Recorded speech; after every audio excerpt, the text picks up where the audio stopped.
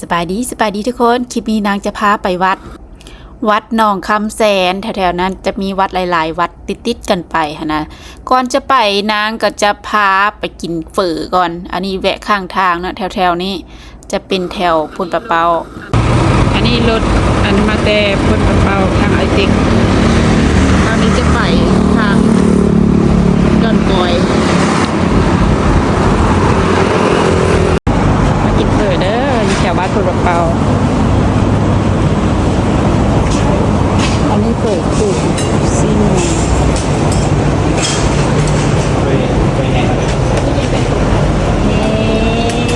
ขอบใจด้วยแล้วมันน่ะเคยกิน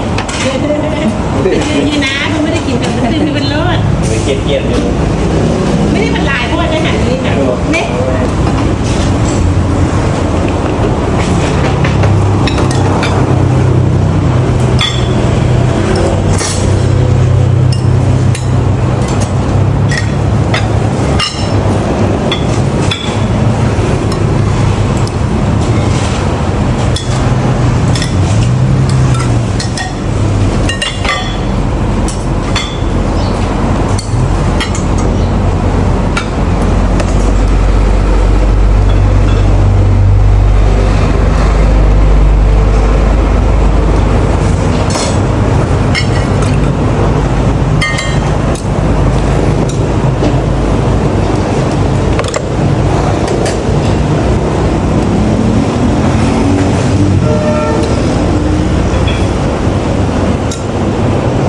ชิ้นเปื่อยเนาะ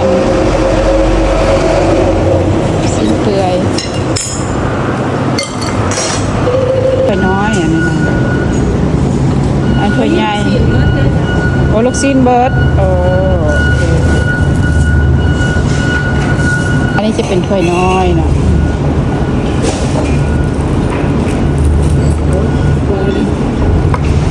เป็นถ้วยใหญ่70,000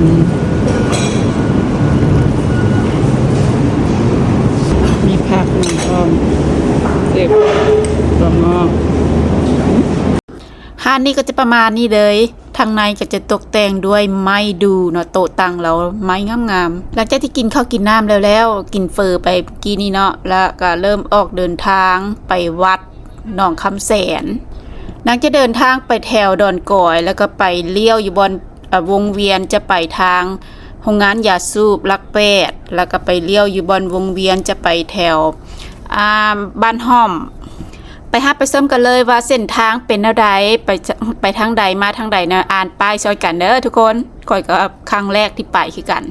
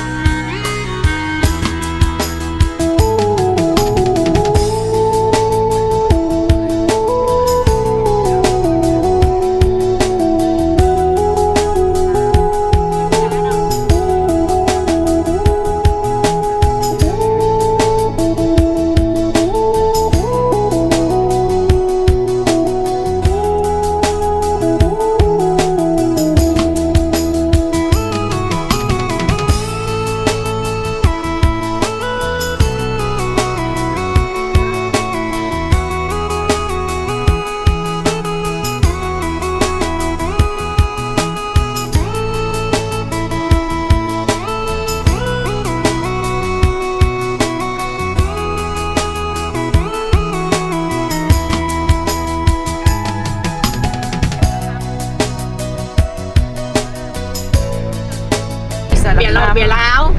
เป็นทางขัว สถานทูตอเมริกาอยู่แถวๆนี่เหรอ นี่ที่บอก เปลี่ยนใหม่ลง ข้างหน้านี่วะตุดเขาชิโก้ไปด้วยนึง เพราะว่าเขาย้ายมาใหม่เนาะว่า แม่ โอ้นี่ที่ว่าเกี่ยวนี่หว่าแม่ ประจันป้าใช่ไหมเราเบิ่งกันยาเด็กน้อยก็สอนอยู่นี่ นี่ว่าเกี่ยวนี่หว่า ใหญ่เลยยังมึงใหญ่เลย อันนี้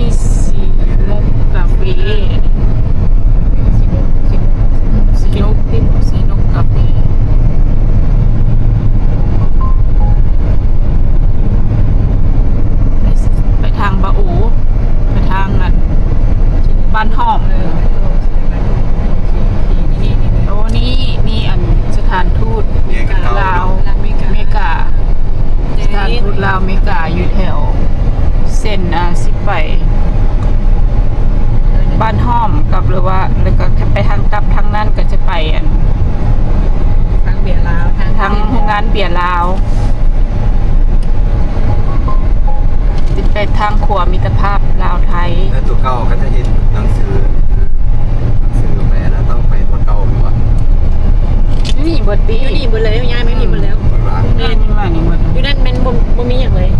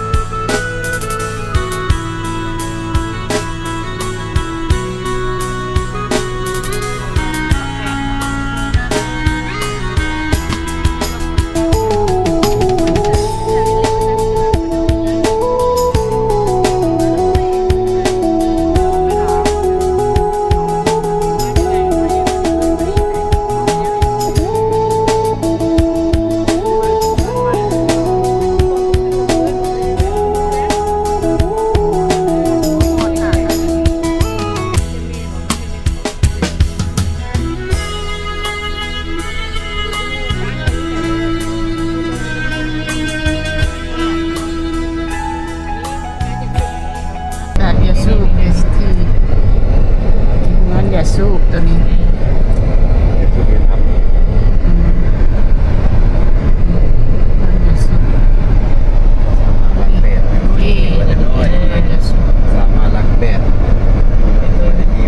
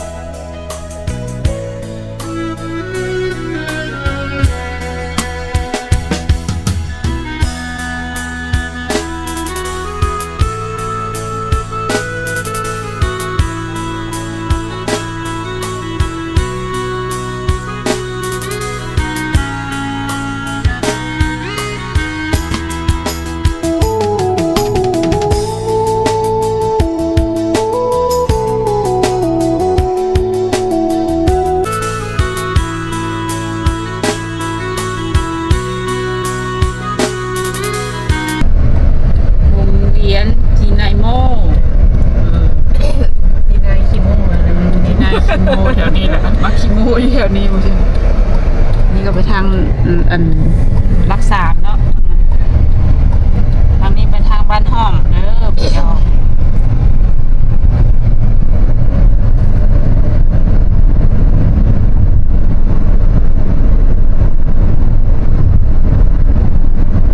เป็นปากซีบ้านโทรมาเปิดอีกจัดนี่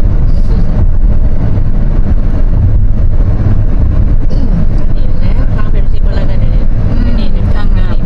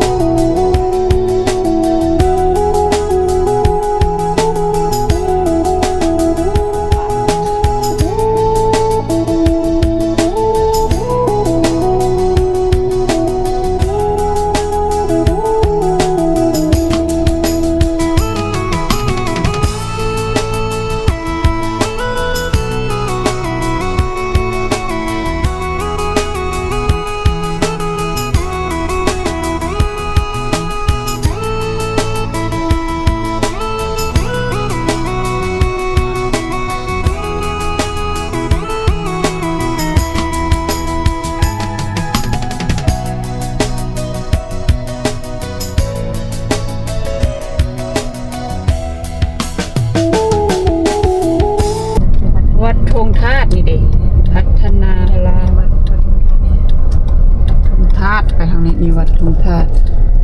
ใต้ตรงนี้ วัดปักง่ายเลย คืออยู่ว่านี่เนาะบ่ บ่คือนี่โอ้ยซอกบ้านอยู่ในถ้ำอยู่ในหิน ทำไม่ดีดี เพราะนี่เดียว สิบครั้งแล้ว นี่แหละนี่วัดทงธาตุทงธาตุพระทนาราม ปิดวันแต่ว่าไปนี่บ่เป็นไร ไหวพระยานาค เปลี่ยนกับเป็นมาเด้อครับ ติด แค กัน มคอ ติดกันเป็นบัตรตั้งเมื่อวานนี่ค่ะเป็นตั้งเป็นบัตรนั่นเห็น นี่ติบ่ อยู่บ้านบ้านอ๋อสาวตอมตอนนี้เงิน ถึงมันหมดก็ไปไผไปมัน ผู้สาวตอบตอนนี้เงินก็แม่นั่นเลยเหรอ เพิ่นกำลังสร้าง นี่ตัวเอง ศาลาศาลา ลองน้ำแสงไปอีก อันนี้ธงธาตุอันนี้นะ ไปมาไกลเป็น โอ้นี่ก็จะเสื้อทางมันย่านคือสวัสดิคี พวกอันนี้ทางเขาเนี่ย อืม กับแค่น้องโขงเลยนะโขงแข้งโขงมันเลย เขานี่ก็ได้ตัวเป็นน้อยเดียวเคยมา ได้เหรอได้อยู่ จับใช่ไหม ได้อยู่ได้อยู่ ต้นไม้นะ คิดว่าจะคอยหลังเอา ได้เป็นนาย ได้อยู่กึ๊บ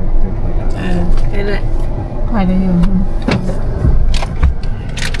ไปสิกัน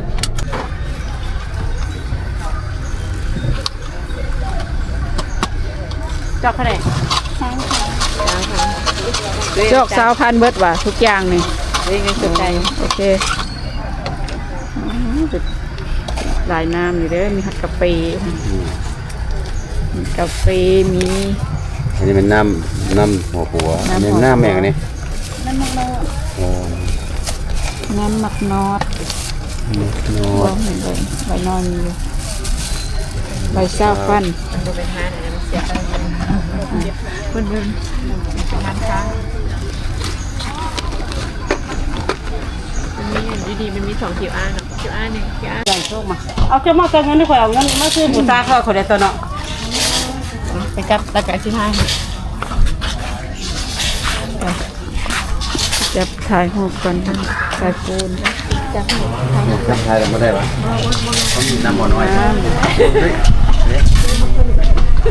โอ้ยอยู่นี่ก็มีโอ้ย มี ตาย ได้ที่นี่นะมีเสร็จก็มี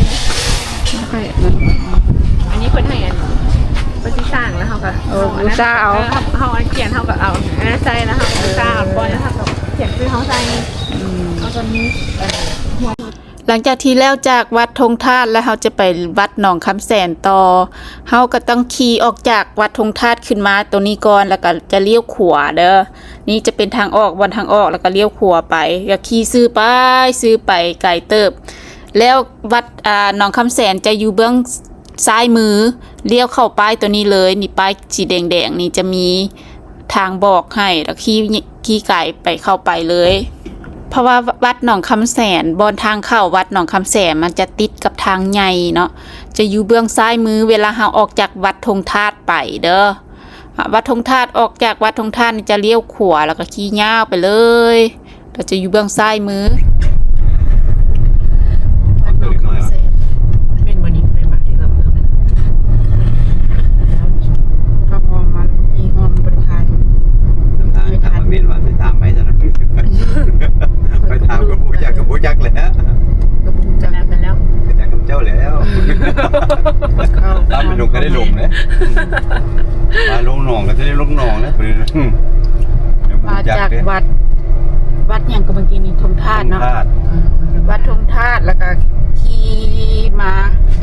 ลี้ยวขวามาขี่เลี้ยวขวามาแล้วก็จะมี เยอะขวาซ้ายแล้วไป เลี้ยวขวาออกจากวัดธงธาตุท่าละก็ขี่เลี้ยวขวามาทางซื่อๆมาแล้วจะมีวัดอย่างหนองคำแสนอยู่หอมมันจะเป็นหอมเข้ามามีป้ายดอกลืมถ่าย แสนวะ ถ่ายบ่ทันขากินมะม่วงอยู่ แล้วก็ขี่เข้าหอมมาเลยโลดบัดนั้นอยู่เบื้องซ้ายเด้อจากทางไง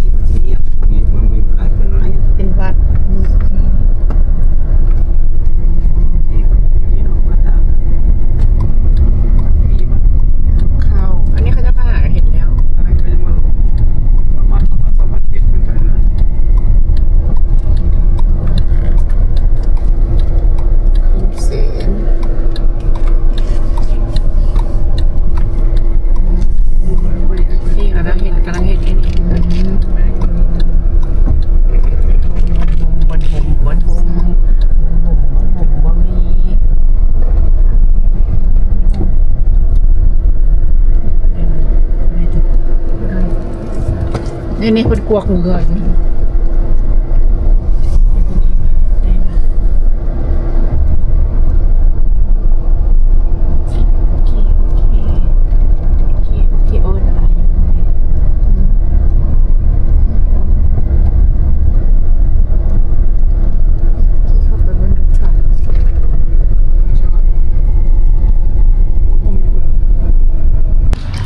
มันจะเป็นห้องน้ำ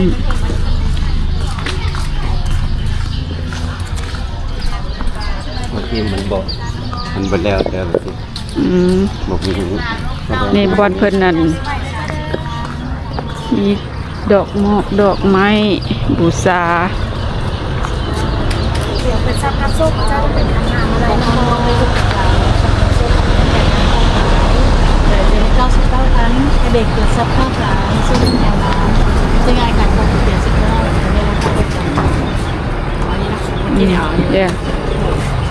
อันนั้นมันขันอย่างก็ เอาคนละ บ่อันเดียว อันเดียวเท่าไหร่59แล้วเราก็ซื้อเลขมันก็คุยเดือนพอ3,000 ฝ่าย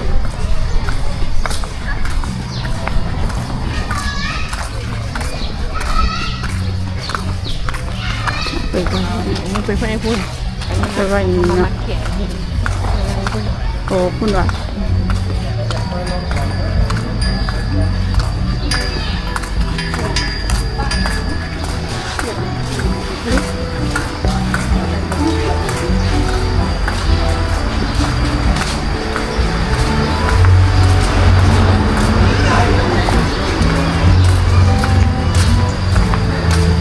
วัดดงคำแสน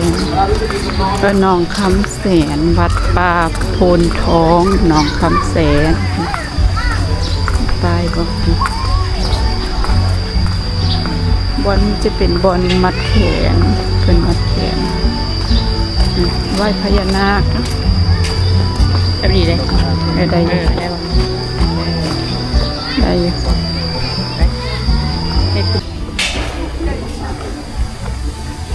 จุดท้ายหูกอันนี้เพิ่นยังสร้างยังบ่แล้วเถอะอันเพิ่นก็ยังสร้างยังบ่แล้วเถอะ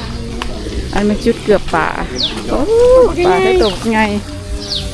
ว้าวป่าเหมือนป่าบึกว่าป่าอีหยัง ตายมาพี่ ว้า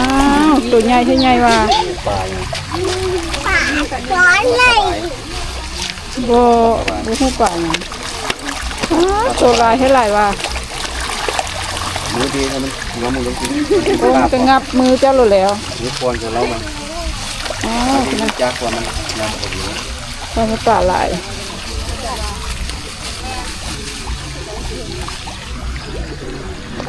อันนั้นยังกำลังสร้างข้ามไปทางนั้นเพิ่นน่าจะเฮ็ดต่อไปอีกเลยทางนั้น มันตัดไว้ของมันแข็งร้องเหมือนกัน ตัวค่อยก็ได้ บ่ร้องบ่ฮู้เลย ด้วยเด้อ ออกจากวัด นี่บัตรกอกมาเรียกบัตรกอกมาเด้มาตัวนี้น้อยเด้กอกมันน่ะ โอ้ กอกมา น้อย แล้ว โอ้อันนี้คาเฟ่นี่วะ คาเฟ่มีคาเฟ่อยู่นี่พร้อมมาจากวัดหนองคำแสนนะคะที่เลี้ยวขวามาเลยออกทางใหญ่แล้วบัดนี้ทางใหญ่น้อยบ่ ทางนั้นมันไก่เขาน้อยนะนี่เขาทางน้อยแต่มันจะโซดเนี่ยจะโซ ทำน้อยๆนี่ แต่ว่าข้างในมันจะโซดแต่มันไก่ เขาก็ลัดไป นี่เขาไปนี่จะเป็นทางน้อยทางบ้านคนค่ะนะบ้านคน ทงสีอัมพร ไทยว่า ทางมาทางดี ว่าไว้ประจำ ต่อไปก็คือบ้านคนเรียกอะไรก็เรียกคนจีนเหมือนเดิม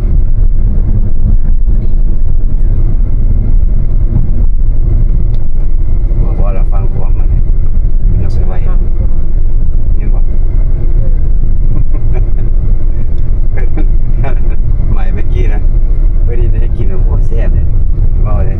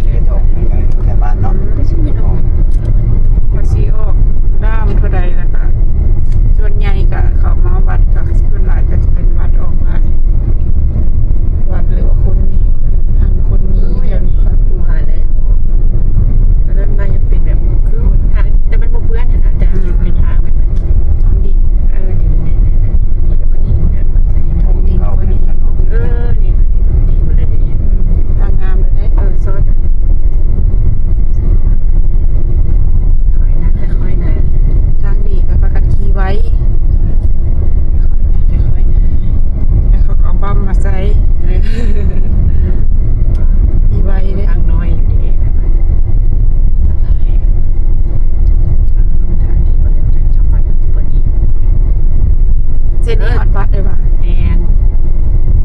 เลิศเลิศไปซื้อแล้วสิฮอดวัดเลยไกล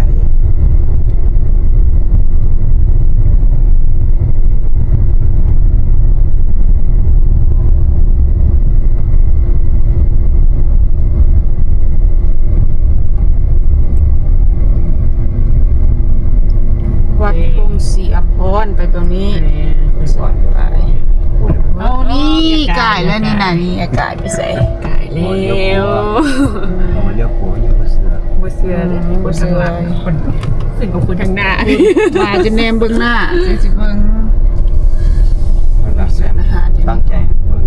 หนังสือให้ได้ นี่สวัสดีเลยข้างข้าง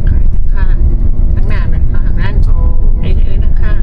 ข้างหลังสิบอกอะไร ข้างวัด วัดธงศรีอภรณ์ เอาเข้าข้างนี่นี่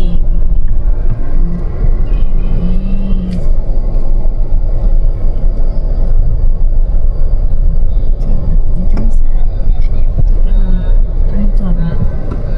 จะทำรถเก่งคันนี้เหรอ อันนี้มานี่นี่ เป็นรถจิ๋มอ่ะสิงเลยนะ ประตูวัด ใช้จ่ายคิดสิ่งใดก็ขอให้ได้ เงินคำให้ไหลเข้าดูสู่ยามเดชโอขาดเดินสาธุอนุโมทามิ เข้ามาทางนั้นใด บ่ได้ได้เห็นบ่ตันมาละเข้ามาทางเดียวเลย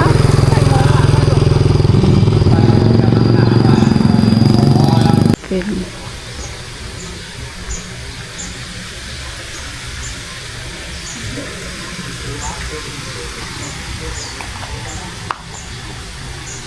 บนเพิ่นเทศนา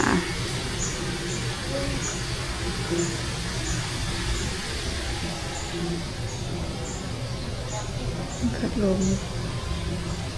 มีแอร์ติดพร้อม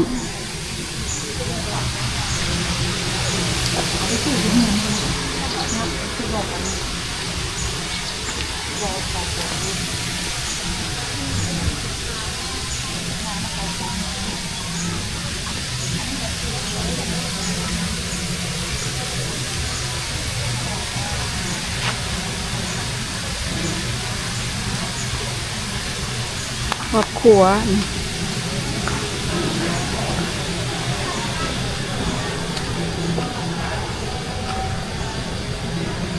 เราบ่ได้มีละบ่ได้ใหญ่นี่จะเป็นวัดใช่คือวัดหมู่บ้าน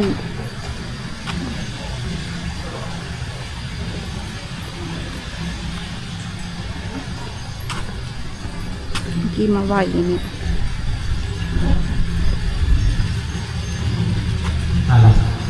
ทำให้เกี่ยวเปลี่ยนศรัทธาดีของศรัทธา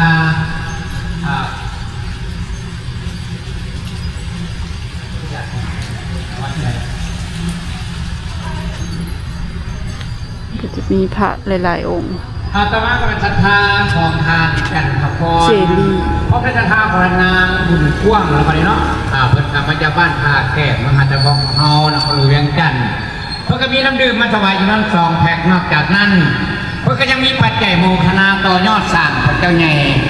สารบุรีเพิ่นก็มีปัจจัยโมทนาเป็นจิรปัจจัย เด้อทางเข้าเด้อทายกับบ่ทันอีกแหละ ลงทางยังเก็บมะม่วงเนี่ย ทางเข้าวัดหนองคำแสง ออกไปกิน